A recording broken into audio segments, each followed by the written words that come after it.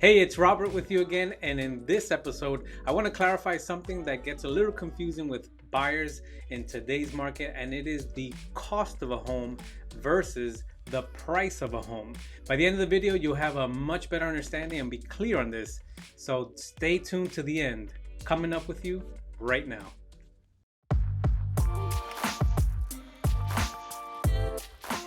It's no surprise that housing inventory is at an extreme all-time low. It's actually 39% fewer homes for sale this year as opposed to the same time around last year in today's market. And here's the thing, buyer demand is not slowing down, it continues to soar. Zillow, they reported recently and said newly pending sales are up 25.5% compared to the same week last year, the highest year-over-year increase in the weekly Zillow database. Some astonishing numbers. And as we know with everything in life, when supply is low and demand is high, it's only going to mean that prices are going to continue to soar and trend upwards. And that's exactly what's going on in the real estate market today. Another important report by CoreLogic called the Home Price Index, they have reported that home values have increased 5.5% over the same time last year. That's some staggering numbers, especially considering that we are currently still in a global pandemic. Now, this may seem like great news for anyone looking to sell in today's market, and at the same time, it may seem like bad news for buyers looking to get into the market today. However, home buyers should consider that price of a home is not the same thing as cost of a home. It may sound a little confusing, but let me break it down and explain further. So there are several factors, or basically several components that affect the cost of a home. One of them is price. Obviously, that goes without saying. The other one is actually the interest rate at which the borrower borrows funds to make the purchase of that particular home. And just recently, Fannie Mae reported that the average interest rate on a 30-year fixed home mortgage is around 2.87.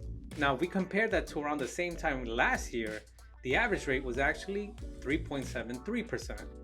So let's see an example of how that breakdown works. And as you can see from the graph in the following example, assume you purchased a home last year and took out a $250,000 mortgage. Like I mentioned earlier, home values have increased by roughly about 5%, actually 5.5% over the last year. So to buy that same home this year, you would need to take out a mortgage of about $263,750. So how will that change your mortgage payment, your monthly mortgage payment, based obviously on today's lower interest rates? And the difference is as follows. I mean, last year you're looking at $250,000 for the mortgage amount at an interest rate of 3.73%, was roughly about $1,155 of your mortgage monthly payment, which only includes obviously your principal and interest. We're not including the others like taxes and insurance and whatnot. Now, that same home last year, today, with the increase in value, we're looking at a mortgage amount of about $263,750. But at today's on average 30-year fixed home mortgage at 2.87%, well, then we're looking at a monthly mortgage payment, principal and interest obviously, of $1,094.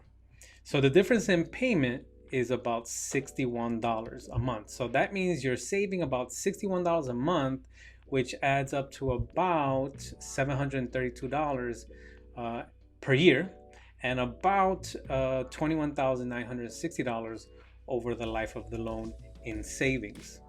So putting that into context, in today's market, even at a higher value or higher sales price, however you want to look at it, so you're still going to save money because the interest rates are lower. And even if you were to buy a slightly more expensive house, you're still saving money, again, because of the low interest rate. So this is what is looked at as far as the cost of a home as opposed to the price. Because as you can see in this example, the price is actually higher, but the cost of it is lower. And again, it's simple math due to the lower interest rates. Interest rates are right now for home mortgages are at an all-time low, historically speaking, all-time low.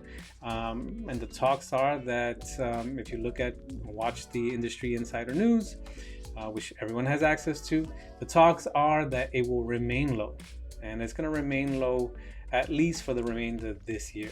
No one knows what's going to happen next year, but at least the remainder of this year, it will remain low. And the talks are that even into the first quarter of next year, it will remain at historic lows. So that being said, we can suppose, predict that home prices will continue to go up, or at least maintain on an upward trend. Maybe not drastically go up, but it's going to maintain in the upward trend. So for those that saying that home prices are going to go down, the market's going to crash, this and that, again, no one has a crystal ball, no one knows, but I report data, statistics, and we're looking at an upward trend, at least for the remainder of this year and into the first quarter of 2021.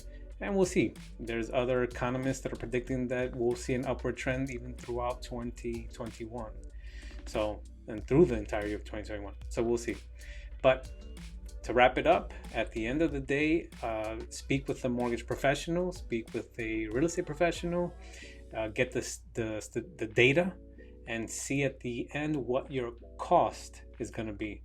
Don't just look at the price. And as always, if you found this information helpful, please hit the like button. And if you'd like to see more videos, as I'm always talking about the housing market, what's the trends are, what the latest housing market update is, and everything in between, finances and real estate. I'm here locally in the South Florida area. If there's anything I can answer for you specifically to these areas or your community, your home, your value, you're thinking of looking to purchase, I'm always here to help. My number is 754-273-5573. And again, don't forget to hit that like button, hit the subscribe button and the notification bell so you can also be made aware of future content, future videos that are coming out on a weekly basis. Until next time, stay safe.